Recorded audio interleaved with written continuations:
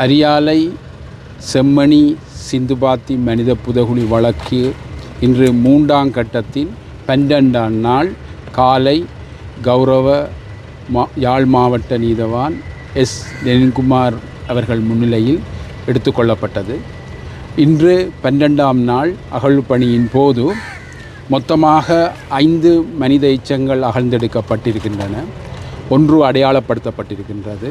மொத்தமாக மனித எச்சங்கள் 261 அகழ்ந்தெடுக்கப்பட்டு நீதிமன்ற கட்டுக்காவலில் பாரப்படுத்தப்பட்டு சட்ட வைத்திய அதிகாரியிடம் கையளிக்கப்பட்டிருக்கின்றன. ஆர்டிஃபெக்ட்ஸ் என்று சொல்லப்படுகின்ற இந்த மனித எச்சங்கள் அல்லாத பிற பொருட்கள் நீதிமன்ற கட்டுக்காவலில் வழங்கப்பட்டிருக்கின்றது. அந்த ஆர்டிஃபெக்ட்ஸ் 82 97 வரையிலான பிற பொருட்கள் நீதிமன்ற கட்டுக்காவலில் வழங்கப்பட்டிருக்கின்றன. இதில் நாணய குற்றிகள், மூக்குத்தி, ஆணி, மஞ்சள் நிற வளையல் துண்டு, சிவப்பு நிற நூல் போன்ற பொருட்கள் இந்த பிற பொருட்களாக காணப்பட்டு நீதிமன்ற கட்டுக்காவலில் வழங்கப்பட்டிருக்கின்றது. இதுவரை இந்த 3ஆம் கட்ட அகழ்வு பணியில் 21 மனித எண்பு தொகுதிகள் அடையாளப்படுத்தப்பட்டு எடுக்கப்பட்டிருக்கின்றன. இந்த சந்தேகத்துக்கிடமான இந்த மனித புதகுழியில் ஒரு எலும்பு தொகுதி இன்னும் அடையாளப்படுத்தப்பட்டு எடுக்கப்படாமல் இருக்கின்றது. 3ஆம் கட்டத்தின் 2ஆம் பகுதி 3 வாரங்களின் பிற்பாடு ஜூன் மாதம் 1ஆம் தேதி மீண்டும் அகழ்வுப்பணி ஆரம்பிக்கப்பட இருக்கின்றது. மழை காரணமாகவும் நிபுணர்களுக்கு வேறு வேலைகள் காணப்படுவதன் அடிப்படையில் இந்த இடைக்கால ஒரு விடுமுறை ஒன்று விடப்பட்டிருக்கின்றது. இதே நேரம் இந்த 3ஆம் கட்ட அகழ்வுப்பணியில் சட்ட வைத்திய அதிகாரி பிரணவன் உட்பட வைத்தியர்களாக சஞ்சய் பண்டார, தம்மிக ஆரியர் பேராசிரியர், பல்கலைக்கழக பேராசிரியரும், விதுரன், விந்தகன், ஜனி மதுஷா, சிவானி, கஜிகணன் போன்ற வைத்தியர்களும் இந்த அகழ்வுப்பணியில் பங்கு பெற்றினவர்கள். அது மட்டும் அல்லாது சட்ட வைத்திய அதிகாரியுடன் பேராசிரியர் ராஜ் சோமதேவாவின் 5 பேர் அடங்கிய குழுவினரும், சோகோ போலீஸாரும் மற்றும்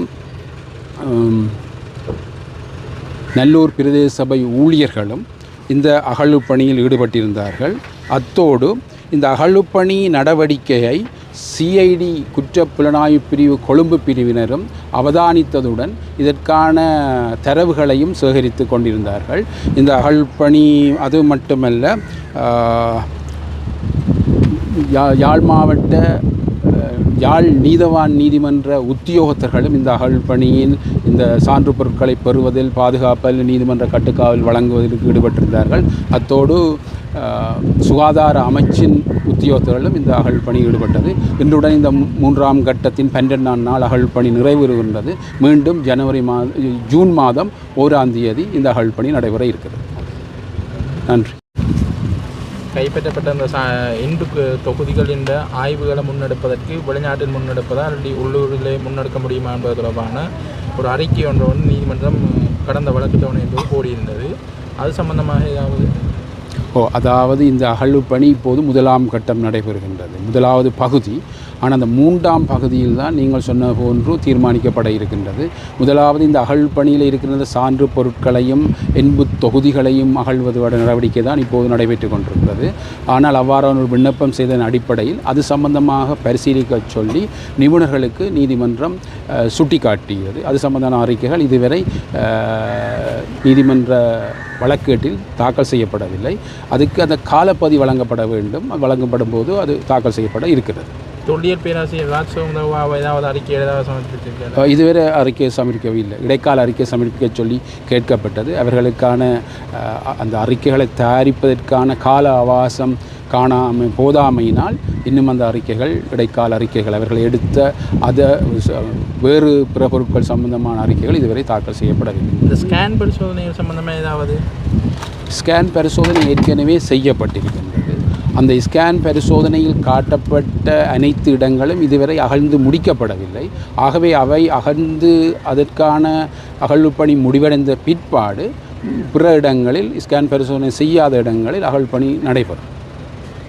சிரமதான பணிகள் ஆம், இன்று ஏற்கனவே 1ஆம் திகதி ஜூன் மாதத்திலிருந்து செய்யப்படுகின்ற இடங்களுக்கான புல்தரைகளையும் மேற்படிவங்களும் இயந்திரங்கொண்டு அகற்றப்பட்டிருக்கிறது.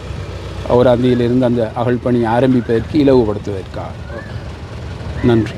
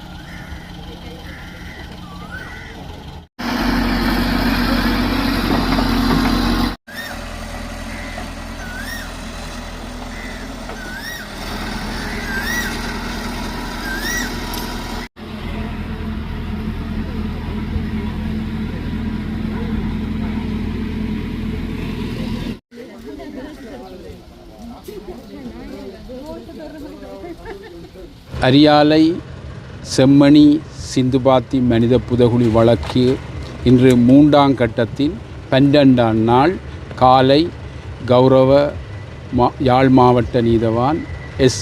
லெனின்குமார் அவர்கள் முன்னிலையில் எடுத்துக்கொள்ளப்பட்டது. இன்று 12ஆம் நாள் அகழ்வுப்பணியின் போது மொத்தமாக 5 மனித எச்சங்கள் அகழ்ந்தெடுக்கப்பட்டிருக்கின்றன. 1 அடையாளப்படுத்தப்பட்டிருக்கின்றது. மொத்தமாக மனித எச்சங்கள் 261 அகழ்ந்தெடுக்கப்பட்டு நீதிமன்ற கட்டுக்காவலில் பாரப்படுத்தப்பட்டு சட்ட வைத்திய அதிகாரியிடம் கையளிக்கப்பட்டிருக்கின்றன.